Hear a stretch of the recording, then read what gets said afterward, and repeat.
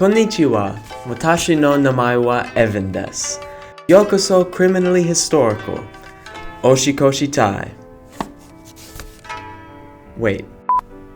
Yokoso criminally historical. Reikishi o Katoro.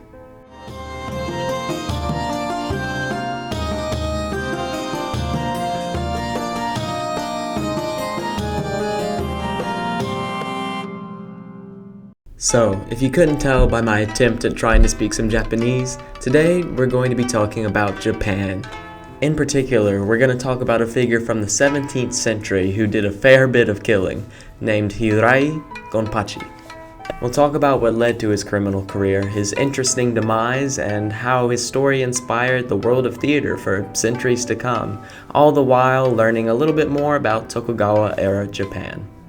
As always, academic materials in the description below. Gotta shout it out. For those of you that don't like it, my bad. Sorry, not sorry.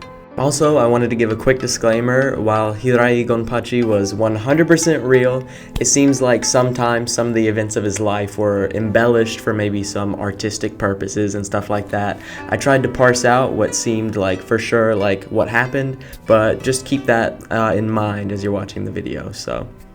Alright, so in the Tokugawa, also known as the Edo period of Japan, our sweet little Gonpachi was born in the 1650s to a low-ranking samurai family in the Tottori prefecture. From a young age, he was trained in sword fighting and became pretty skillful at it, also learning how to fight in the Jujutsu and Kaga fighting styles. Now, according to several of the sources, they say he was very muscular and handsome. And I don't know how true that is, but that does mean I get to create this wonderful looking man right here with a little bit of AI magic. We like to have a little fun around here. One thing I do believe is that he had a little bit of an anger problem and was known to often get in fights. This is seen in 1673, when his dad's dogs got in a fight with his neighbor, Honjo Suketaro's dogs. Now, him and Gonpachi were arguing over whose dogs were doing best in the fight. So, Gonpachi obviously did the most sensible thing imaginable and ended up killing him before this argument. Obviously, this was a big no-no, so Gonpachi had to flee Tottori Prefecture all the way to the capital Edo, which is now known as Tokyo. Once in Edo, he needed himself a job, and he wound up serving some samurai families due to all the fighting skills he had learned in his youth. And it looks like he was able to put these skills to use. I mean, at one point he was able to apprehend a thief who had taken out 5 other samurai before Gonpachi took him down. Really looks like the guy might be turning a new leaf. Who knows? Well, this good streak wouldn't last for long, because one day while wandering around the streets of Edo, he stumbled across what was known as the Yoshiwara District. Now, the Yoshiwara District is super interesting because from the early 17th century onwards, it was a fully licensed red light district, and you could go into there to seek out all sorts of high-class courtesans and brothels. I think the layout of it within the city of Edo is also really neat because it was a perfect square, completely surrounded by moats, with only one gate which granted access to the area. People at the time described Yoshiwara as if you were entering a whole nother country, if not a completely different world. It kind of reminds me of the giant bathhouse you see in Spirited Away, except you'd find a lot more freaky things in Yoshiwara than like a radish spirit or something like that. So, Gonpachi got wrapped into the otherworldly Yoshiwara, and actually ended up falling in love with the courtesan there with the rank of Taiyu, and that's basically one of the highest ranks in being a courtesan there is. It's very highly respected and a huge honor to do that, so shout out to Gonpachi for being able to pull somebody of that rank, you know what I mean? And her name was Komurasaki. Basically, it means little purple. Spending his money to visit Komurasaki alongside buying wine and fancy kimono, I mean, clearly the guy knew how to dress, really ran his funds dry. I mean, I guess working for a samurai doesn't pay like it used to. In order to finance all of this, he ended up turning to a life of crime, and I've heard 2 different accounts on how he kind of went about this. One says he hired himself out as a hitman to, kill people for money, and the other one says that he killed people in order to steal their money. I mean, to me, the hitman theory seems more plausible, right? Because, otherwise you're just going around killing random people, not really knowing how much money they have until you've already killed them. I mean, what if you do that and you only get, a couple bucks out of it? It kind of seems like a bad practice to me.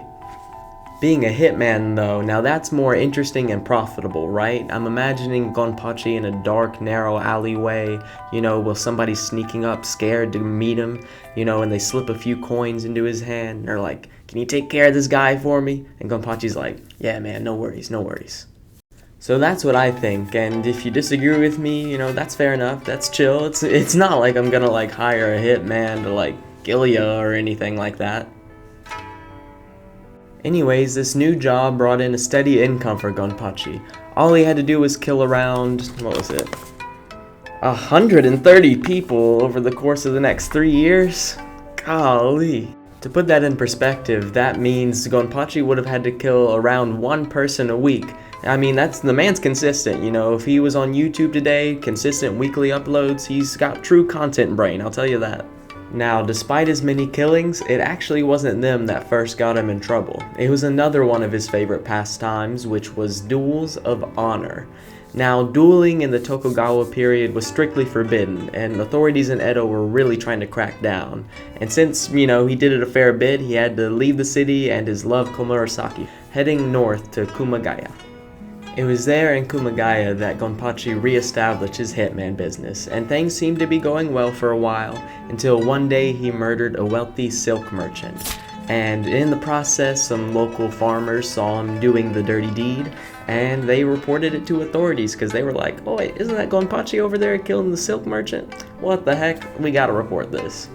After that, flyers were posted up all over the Kanto region, saying, "Be on the lookout for Hirai Gonpachi, age 24 to 25, white complexion, about 5 shaku, 5 mon in height."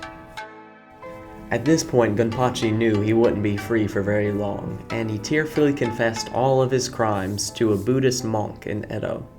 He vowed that he would turn himself in after doing one more thing, which would be visiting his parents one last time in Tottori Prefecture.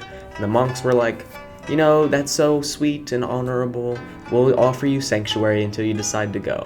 Well, it turns out this sweet gesture was too little too late, because by the time Gonpachi got there in 1678, his parents had already died, so instead of doing all this hitman stuff, all this killing, why didn't you pull up, say hello, once in a while? I'm just saying, but who am I to judge?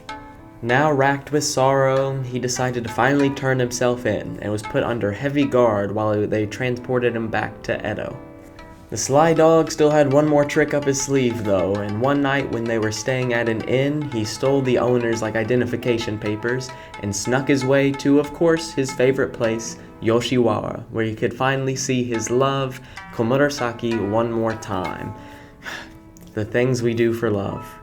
After this brief reunion, Gonpachi was like, okay, I'm done for real now, no more funny business, take me to the judge. And they did that, where he confessed to all of his killings and stealing and all the stuff like that.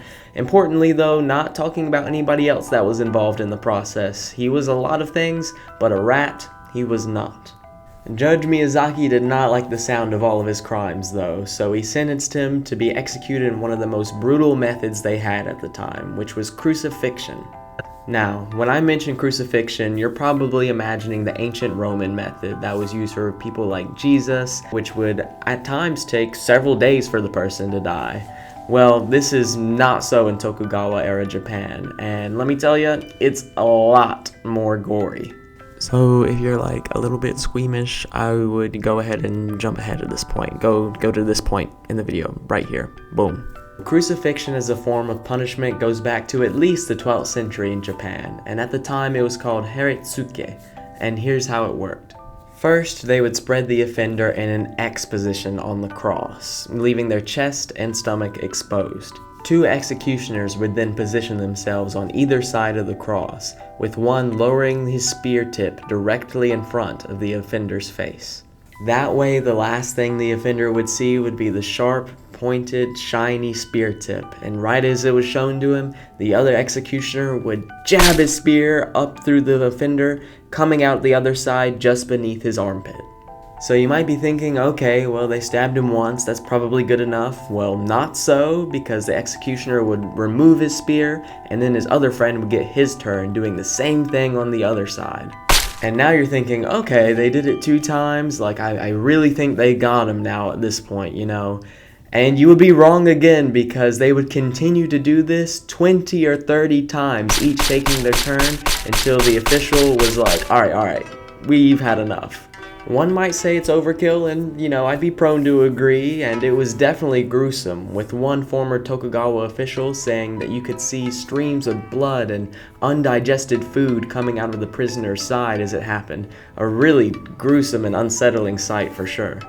To add extra insult to this already unreal injury, they would then take their spear and run it through his neck from right to left to make sure there was absolutely no honor in this death at all. So through this grisly method, Hirai Gonpachi would meet his end. Not before singing a nice little song though. It was called Yai Ume, and it was supposedly composed by his lover, Komurasaki. The words were as follows. I am an azalea that blooms in the wild. If you bend me, my blossoms will never fall.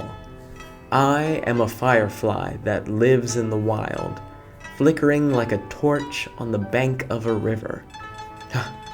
Now that's just beautiful, and I think in a way it kind of sums up Gonpachi and his actions pretty well. He's a guy who wouldn't bend to the rules of the law. He's a wild, fashionable, and untamable firefly who would always follow the river back to his lover Komurasaki. After he finished his song, Hirai Gonpachi was executed, aged 25, on the 11th month of the 7th year of Enpo, 1679. His remains were then taken to an unmarked grave in the Meguro ward, and it's said that his lover Komurasaki would go there to visit and drop coins on his grave. One time she went, and she ended up taking her own life. Despite this violent end to a violent man, our story isn't quite over, because it seems the people in Tokugawa, Japan were pretty stricken by the seeming love story between Gonpachi and Komurasaki. Now during this time in Japan's history, the arts were really flourishing, and it seems they took advantage of this story of Gonpachi and were able to turn it into some kabuki theater. For those of you who aren't aware of kabuki, it's a really unique form of theater that's been in Japan for hundreds of years, and we don't have time to get into all of the history here, but definitely go to YouTube or someplace like that and check out a video of a performance, because, you know, it's still around today. But it seems for the rest of the Tokugawa period, and even as far into like the early 20th century, there were plenty of kabuki plays retelling the story of Gonpachi and Komurasaki, often in unique ways with really cool woodblock prints, like showing the actors in different scenes from it. You know, cool art. One version from 1816 is just a small snapshot from the entire story, right? Gonpachi is about to be executed when his lover Komurasaki comes running up to the crucifixion, and she's like, "Stop, hold on, I want to do one more final toast to his life before, you know, it's ended." So she walks up to him, they do the toast, but she does this in order to get close, so she cuts the ropes and frees him from his bonds, and they're able to escape together. But then, in the next scene, Gonpachi wakes up, and he's like, "Oh, what was that?" And then he realizes, man, it was just a dream. That entire last scene was just a dream, right? And now he's just arrived at Yoshiwara, you know, at the brothel to visit Komurasaki. And as he's entering there, everybody's happy to see him, you know, but he can't shake this foreboding feeling that he feels after having that dream. Pretty spooky. Now, there's other versions too, where he takes his own life rather than facing the arrest and the grisly execution, and other ones where a man decides not to arrest him after he has respect for all the fighting skills that Gonpachi has, and so on. It's cool to see the degrees of creative license taken with each retelling, because it really shows, you know, the way that the arts are able to transform and add to all these old stories. Apparently a couple of film adaptations exist as well, one being from 1926, another from 1956, and the latter, you know, there's even a letterbox page for it, and I truly searched everywhere to try to find it. I went on some really shady websites and I came up with nothing, so if anybody's able to find that, please let me know, because it would be pretty cool to watch. So that's the story of Hirai Gonpachi, skilled fighter, hitman, lover, fashionista, and much more. An interesting figure who captivated an era with his story. a feat many strive for, but not many achieve. I hope you enjoy. And until next time, because there's still plenty of more crime throughout history that we gotta talk about. Peace. ASMR. ASMR.